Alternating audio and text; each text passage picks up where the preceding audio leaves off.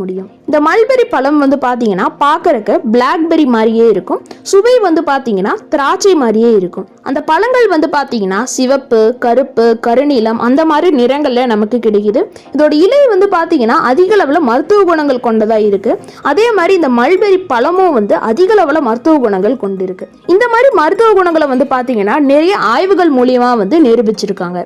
இந்த மல்பெரியில வந்து பாத்தீங்கன்னா அதிக அளவுல ஊட்டச்சத்துக்கள், புரதச்சத்து, இரும்புச்சத்து, நார்ச்சத்து, calcium, vitamin A, vitamin C, vitamin E, அதே மாதிரி vitamin K, thiamine, niacin, beta carotene அதெல்லாமே வந்து ரொம்பவே அதிகமா இருக்கு. 100 கிராம் மல்பெரியில வந்து பாத்தீங்கன்னா 43 கலோரிகள், 44% வைட்டமின் சி, 14% இரும்புச்சத்து இருக்கு. அதே மாதிரி இந்த மல்பெரியில அதிக அளவுல ஆன்டி ஆக்சிடென்ட்ஸும் இருக்கு. இப்போ இந்த மல்பெரி இலைகளோட மருத்துவ பயன்கள் பத்தி பார்க்கலாம். இந்த மல்பெரி இலைகளை வந்து நம்ம